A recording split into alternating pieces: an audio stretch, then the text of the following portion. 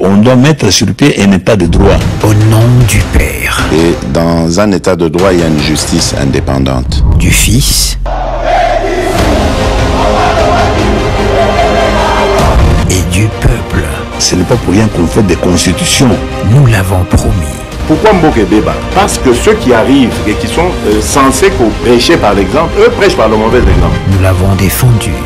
Un état de droit, c'est celui où tout le monde respecte la loi. Soit Mokonzi a bandi pour détourner bandi bako. Mais toi tu crois que balandi on a besoin. Nous y avons cru. Mais ce que Mokonzi a lobby a dit bon le kambako poana au salango yo aux amona maïnanga c'est vrai totanga kana yo tu vas en prison. Nous y voilà. État de droit.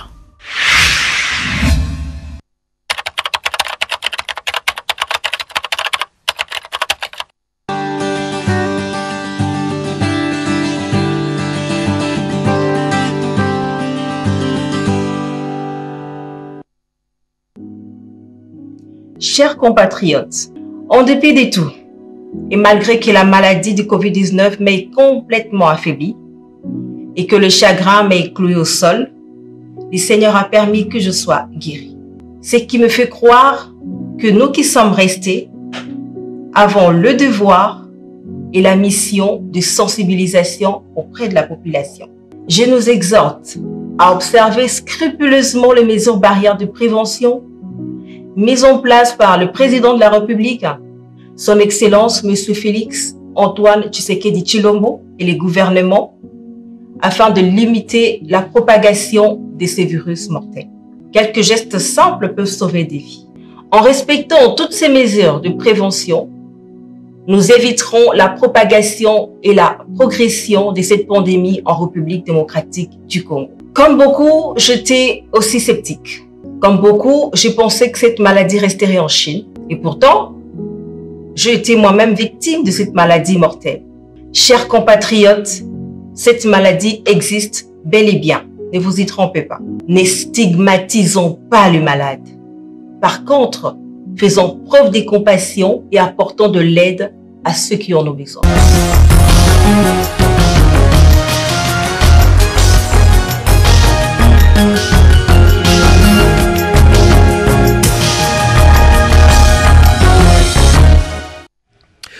Bonsoir à tous. Dans l'actualité ce soir, une fête du 1er mai qui ne ressemble à aucune autre à travers le monde. Pas des défilés habituels, moins encore des rassemblements du monde du travail. La planète confinée a vécu un 1er mai inédit suite au Covid-19. Les détails à suivre dans ce journal. S'agit-il d'une volte-face ou d'une mise au point? Les chefs des confessions religieuses, membres du Fonds de solidarité contre le coronavirus, ne pourront pas jouer les rôles des gestionnaires de ces fonds. Ils approuvent par contre le fait d'avoir un droit de regard dans le contrôle. Une déclaration à suivre également dans un instant dans ce journal. Bienvenue à tous. Tout d'abord, les points complets sur l'évolution du coronavirus dans le pays. La République démocratique du Congo, jusqu'hier, a atteint la barre des 572 cas confirmés. Le nombre de décès a atteint 31, 73 guéris et 331 patients en bonne évolution. Un monde à l'arrêt et une fête du 1er mai sous fond de Covid-19. Les mauvais chiffres économiques se succèdent au quotidien et la RDC a atteint un taux d'inflation de 5,7% sur une projection annuelle de 8%, selon les prévisions de l'Organisation internationale du travail. Près de la moitié de la main-d'œuvre mondiale risque de perdre ses moyens de survie. La ministre d'État, ministre du Travail, Emploi et Prévoyance sociale, Néné Ilunga Nkoulou, a, à l'occasion de ces 1er mai, appelé à une union sacrée. Suivez. Le monde entier commémore ce vendredi 1er mai 2020 la Journée internationale du travail, placée sous le thème « Solidaire plus que jamais ». Nous célébrons cette journée dans un contexte très particulier où l'humanité tout entière est rudement confrontée à la pandémie du coronavirus, avec des conséquences dramatiques sur la vie socio-économico-politique de toutes les nations du monde. Au nom du gouvernement de la République, je renouvelle l'engagement à accompagner l'ensemble des acteurs du monde du travail, en l'occurrence les travailleurs, les employeurs dont la contribution à l'édifice du développement harmonieux de notre cher et beau pays n'est plus à démontrer. Cela, j'en suis convaincu, ne serait possible que grâce à la paix, à la justice sociale, cheval de bataille de votre gouvernement. C'est ici pour moi l'occasion de féliciter d'une manière exceptionnelle les employeurs et les travailleurs représentés par leurs délégués syndicaux qui jour et nuit nous interpellent pour l'amélioration des conditions de travail et l'instabilité de l'emploi dans cette période difficile où le coronavirus nous impose son rythme. Une chose est sûre, nous le vaincrons. Je rappelle encore une fois de plus que sur instruction du président de la République, chef de l'État, il est strictement interdit de licencier pour cause du Covid-19. Travailleuses et travailleurs, chers compatriotes, le monde sortira certainement de cette pandémie avec des changements importants sur les équilibres existants. Dans ce contexte, les États qui auront développé une plus grande capacité d'anticipation considéreront cette crise non comme une fatalité, mais plus comme une opportunité pour réformer leur système de gestion et leur modèle économique de production de richesses.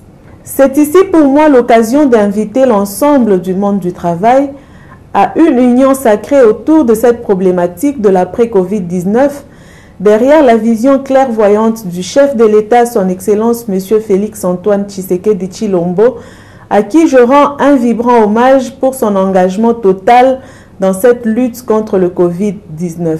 L'oreille du gouvernement sous le regard vigilant du Premier ministre chef du gouvernement, Sylvestre Ilunga Ilunkamba, est ainsi attentive à toute proposition des filles et fils du pays pour un lendemain meilleur au bénéfice de tous.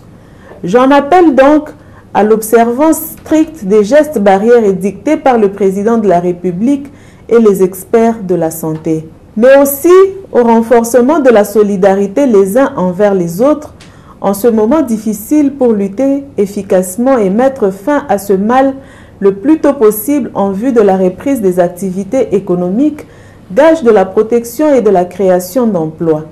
Sur cette note d'espoir et dans la méditation, je souhaite à toutes et à tous une bonne fête de travail. Que vive la République démocratique du Congo, que vive le monde du travail. Je vous remercie. Et justement, pour ces 1er mai, le personnel essentiel de la RTNC a répondu présent sur les lieux du travail, mais dans le strict respect des gestes barrières. On en parle à travers ces commentaires. 1er mai 2020, le contexte de la pandémie de coronavirus a paralysé toutes les activités socio-économiques du monde. L'ambiance est inhabituelle, mieux, au silence, à Kinshasa par exemple. La décision imposée par cette crise sanitaire prime sur tout.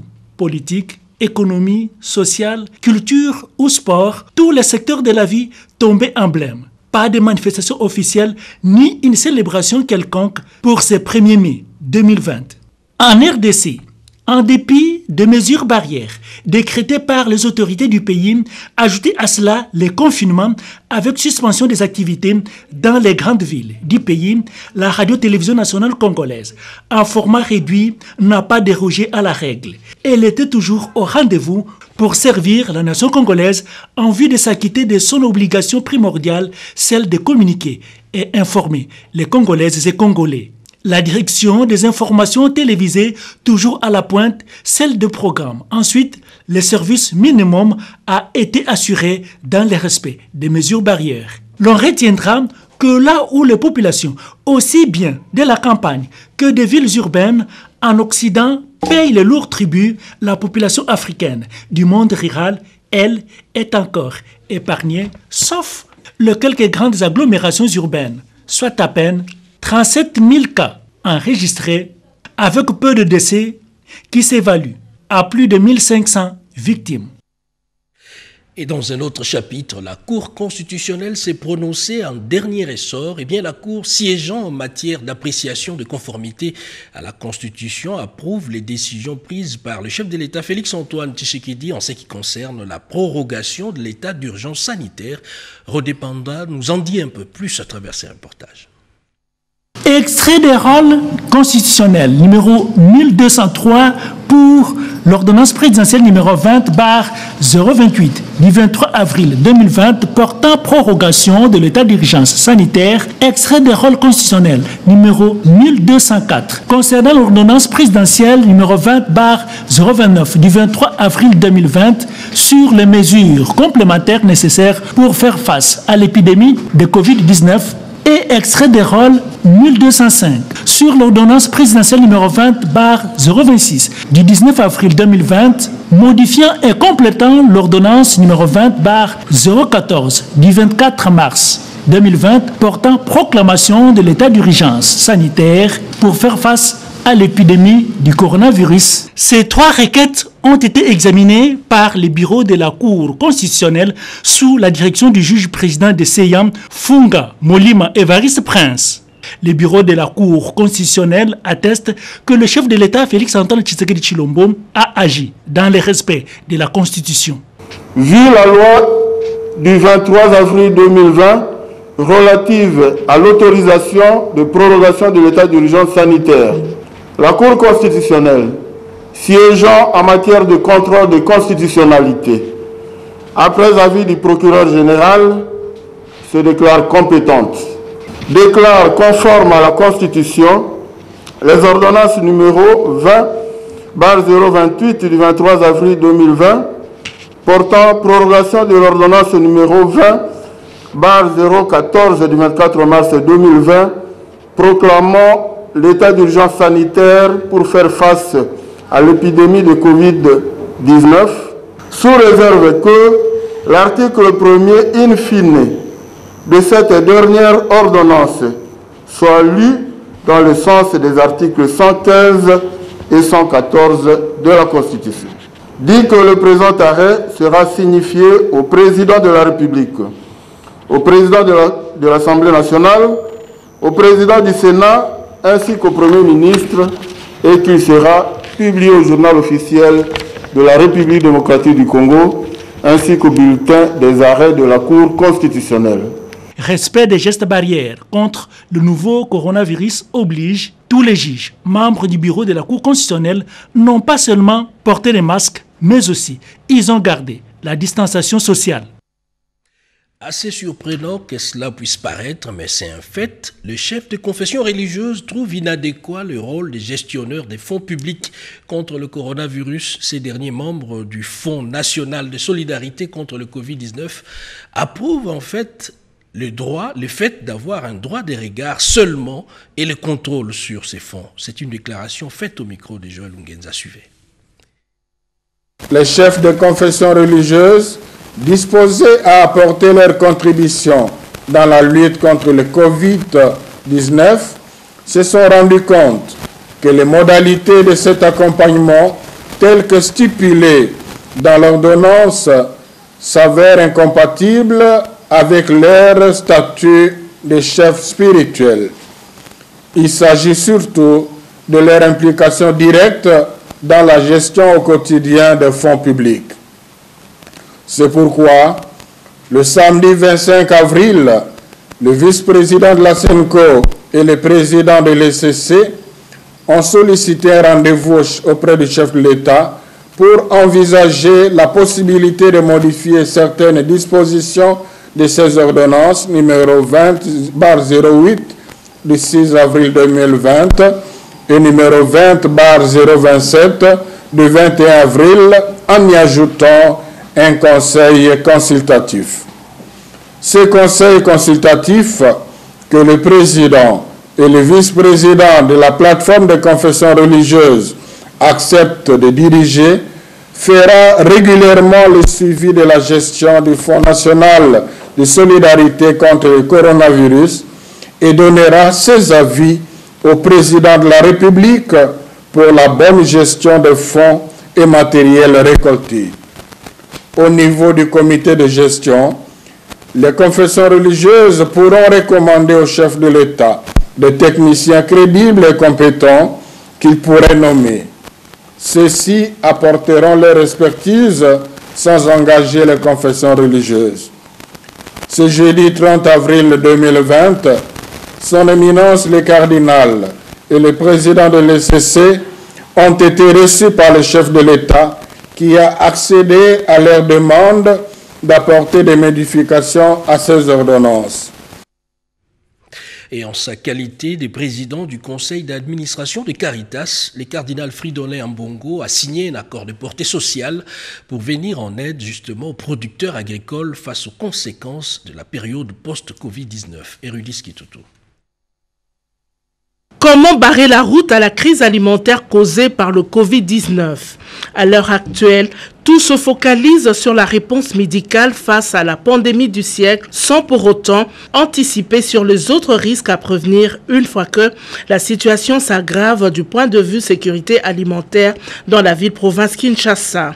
Il s'observe déjà que les prix des denrées alimentaires augmentent sur le marché au moment où les ménages vulnérables ne disposent pas des moyens conséquents pour se constituer des réserves alimentaires en cette période de confinement. C'est pourquoi la Caritas Développement Kinshasa focalise son attention sur le producteur agricole dans le cadre de contingences comme anticipation face aux conséquences de la période post-Covid-19 quant à la crise alimentaire. La France, partenaire de développement de la Caritas Développement Kinshasa, appuie ce projet. La signature de l'accord de partenariat est intervenue entre l'ambassadeur de France et le président du conseil d'administration de la Caritas Développement Kinshasa, le cardinal Fridolin Ambongo. 1500 producteurs, maraîchers, membres de l'Union des femmes pour le développement de Kinshasa, 800 producteurs vivriers, membres des associations du plateau de Bateke et 200 ménages pour la production parcellaires sont bénéficiaires. À travers ce projet, la Caritas Développement Kinshasa entend augmenter la capacité de production et sensibiliser les producteurs à demeurer dans la production et à se préserver face au Covid-19. La remise des intrants et semences aux bénéficiaires interviendra dans le prochain jour. Une prise en charge de malades du coronavirus, moyenne pour certains et en deçà pour d'autres, l'hôpital du cinquantenaire La Défensive déplore le manque de moyens à la disposition de son personnel soignant pour une bonne prise en charge. Yvette Makuntima nous en dit un peu plus.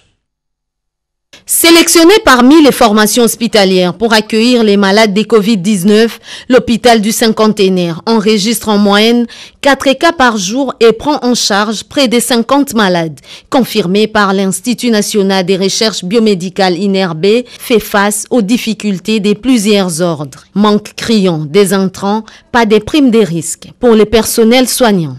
Bon, le message que j'adresse au gouvernement, c'est que le gouvernement doit prendre ses responsabilités. La population est en danger. Je pense qu'il faut passer à l'acte. C'est tout simplement ce que je peux dire, parce que depuis que je suis là, nous travaillons, personne ne nous paye. Nous avons accepté de travailler, personne ne nous a appelés. Nous nous sommes donnés nous-mêmes. Parce que ça peut donner l'impression comme si ce sont les médecins du cinquantenaire. Non, le cinquantenaire a dit aussi recruter d'autres médecins, spécifiquement des réanimateurs qui sont des autres hôpitaux qui ont accepté de travailler.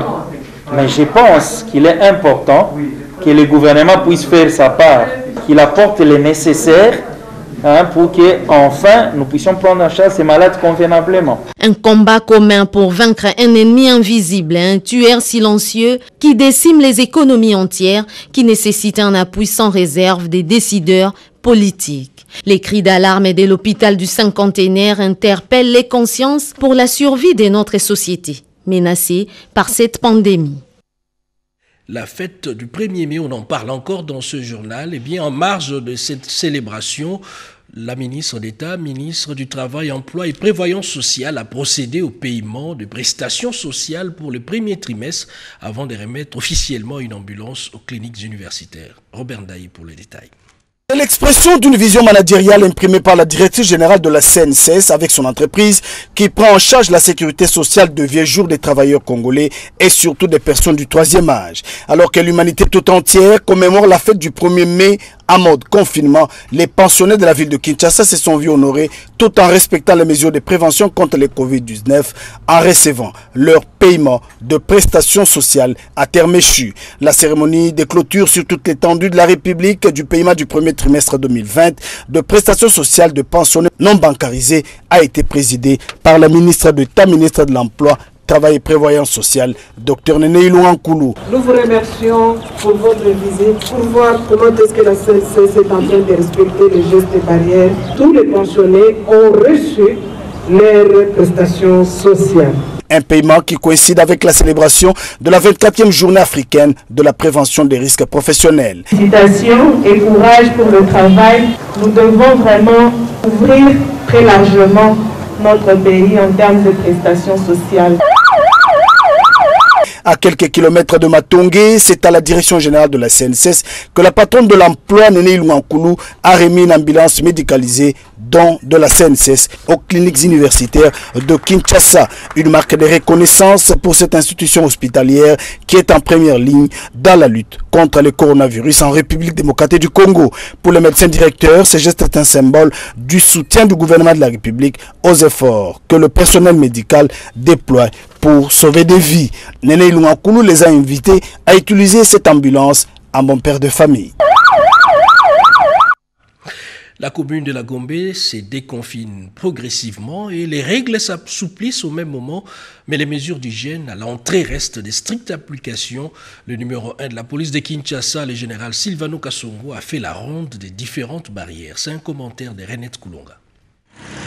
Le coronavirus n'épargne personne. Tout le monde doit respecter les mesures barrières pour stopper la propagation de cette pandémie. Chacun, y compris les jeunes personnes en bonne santé, doit éviter le rassemblement durant cette période de crise sanitaire. Sur l'avenue Mondjiba, qui mène à la commune de la Gombe, à partant de Kintambo et d'Engaliema, plusieurs autorités politiques et militaires du pays passent par cette voie pour rejoindre leur bureau. Les éléments de la police nationale congolaise, commis à la barrière placée à cet endroit, font face aux caprices de certaines personnalités qui refusent de se conformer aux règles d'hygiène avant d'accéder à la Gombe. Le commissaire provincial de la police nationale congolaise, responsable numéro 1 de la sécurité de Kinshasa, le général Silvano Kasongo Kitenge, dans sa ronde habituelle, s'est arrêté pour appliquer les instructions sanitaires éditées par le président de la République, chef de l'État, Félix Antoine Tshisekedi Tshilombo, et relayées par le gouverneur de la ville-province Kinshasa, Jatiningo Bilambaka. Prêchant par l'exemple, le général Silvano Kasongo a lavé ses mains et s'est fait prélever la température. Il en est de même pour le vice-premier ministre, ministre des UTPR, Willy Ngompos, qui n'a pas dérogé à la règle. Il est descendu de son véhicule pour se conformer aux exigences sanitaires. C'était hier la journée nationale de l'enseignement, encore une fois sous fond des crises sanitaires. Les ministres d'État, ministres de l'enseignement primaire, secondaire et technique, Willy Bakonga a remis d'une manière symbolique des cahiers d'exercice pour les élèves. Les précisions avec Constance Mananga. C'est ce jeudi 30 avril 2020 que Willy Bakonga Wilma a remis symboliquement les cahiers d'exercice conçus pour occuper les élèves pendant la période du coronavirus. En effet, c'est pendant que les pays célébraient la journée nationale de l'enseignement que le numéro 1 de l'EPST donnait les go pour la distribution gratuite des cahiers d'exercice aux élèves de toute l'étendue du territoire national. C'était en présence de Didier Bidimbo, vice-ministre de l'EPST et de plusieurs partenaires dont l'UNICEF que Willy Bakonga a procédé à cette remise symbolique des cahiers au directeur des provinces éducationnelles. On a suivi la production de cours au niveau de cette radio et même d'autres radios aussi, la RTNC et les autres. Et très bientôt, d'ailleurs, on aura des pourparlers avec des radios communautaires pour qu'on relaye aussi l'information au niveau de l'intérieur du pays. Vous savez, tout ça, c'est dans le but, n'est-ce pas, d'accompagner nos enfants. Tout ça, c'est pour permettre à nos enfants d'avoir une formation continue, pour qu'il n'y ait pas rupture avec leur formation. Conçu pour occuper les élèves n'ayant pas accès aux cours à distance dispensés à travers la classe télévisée diffusée sur Éduc TV RTNC ou au programme Okapi École radio diffusé par la radio Okapi ainsi que les sites Voda Éduc, les cahiers d'exercice faits par les experts du ministère de l'enseignement primaire, secondaire et technique avec l'appui de l'UNICEF vont aider cette catégorie d'élèves à réviser les matières grâce à ces manuels scolaires en dur pour ne pas perdre les fils d'idées. Ici est de noter que ces 7 types de cahiers ont été développés pour les élèves de tous les niveaux de la maternelle aux humanités en passant par ceux du primaire et du cycle d'orientation 7e et 8e. Pas un seul cas de Covid-19 enregistré jusque-là dans la province de Lualaba, mais l'exécutif provincial anticipe dans les actions de sensibilisation, précisément dans la ville de Kolwezi et ses environs. D'autres précisions dans ces reportages. Un briefing tôt dans la salle de conférence de l'hôtel du gouvernement, avant le déploiement des ministres, chacun dans son axe pour sensibiliser sur le Covid-19. Au total, 17 axes ont été choisis ce jeudi 30 avril. En leader qui prêche toujours par l'exemple, Richard Mouyej-Manguenzmans a choisi les périphéries. Il a sensibilisé d'abord la population de la cité Jekamine Kapata. Dans sa suite, le vice-président de l'Assemblée provinciale, quelques membres de son cabinet et ceux de l'équipe de riposte. Ici, les mesures barrières ont été communiquées à la population. Sasa tutayua que hii ndio masini ya corona. Tunaleta masinya 3. Ya kwanza ni fièvre, maungu, moto. Plus de 38 degrés Celsius ile maungu moto ni signe ya corona. Ya pili ni kikozi. Visiblement, la population a capté le message et prend de plus en plus conscience de l'ampleur de cette pandémie qui a déjà touché 4 personnes dans le Haut-Katanga voisin. Rebroussant chemin, Richard Mouyej s'est adonné au même exercice à différents endroits au quartier Kanina, sous un soleil de plomb.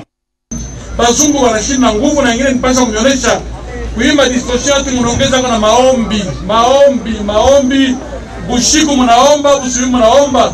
Kesho tunaita ba responsable ya makanisa yote, askofu wa Katolika, askofu wa Orthodox, ba Methodist wote tutapatana ku province, itakuwa en direct kwa television na radio, juu ya kuombea province na kufungula mois de mai, mois de juin, juu ya maombi. Devant une population surprise de sa visite, le gouverneur a appuyé davantage le message de l'équipe de riposte sur le Covid-19. Il a aussi distribué quelques cache-nez à la population. Depuis le début de cette pandémie, le gouverneur ne cesse de demander à sa population de faire sa part humaine dans cette lutte qui est celle de respecter les mesures barrières. Mais l'homme continue à insister sur la prière. Pas de division au sein de la communauté Bayéké dans le Lualaba et les fruits de la redevance minière doivent servir à la construction des infrastructures hospitalières également, propos des autorités coutumières de ces coins du pays. On en parle avec Jessica Bassele. Le Covid-19, cette pandémie qui terrasse le monde, la RDC n'est pas épargnée. Chaque province, territoire et groupement se prépare et prend des dispositions pour barrer la route à ces virus.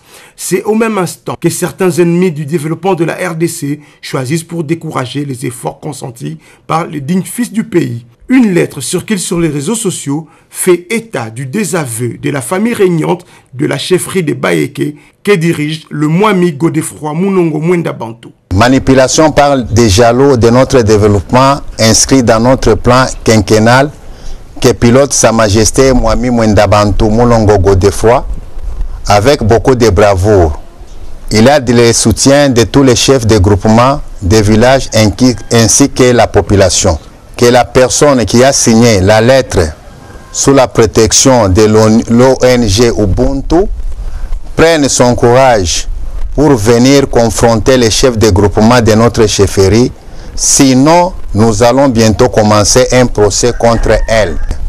Nous confirmons que cette terre nous appartient et vous n'allez pas nous diviser car nous connaissons les joueurs et songez. Pour finir, nous demandons au Mwami de ne pas répondre aux jaloux, mais de continuer avec notre plan quinquennal, car nous sommes tous derrière sa vision. Faudrait rappeler qu'avec la redevance minière et sous le leadership de Godefroy Munongo Mwenda Bantu, la population de Lubudi à Bunkeya bénéficie de plusieurs infrastructures modernes dont des écoles, universités et cliniques capables de prendre en charge le cas de Covid-19 au cas où cela était déclaré sur place. C'est une rencontre à l'échelle africaine qui s'est tenue par vidéoconférence. Les comités techniques spécialisés sur l'éducation, la science et la technologie de l'Union africaine s'est réunis donc à distance. La RDC a été représentée par le ministre de la Recherche scientifique José Ponda Kabangu. Les détails dans ses commentaires de Marie Kalong.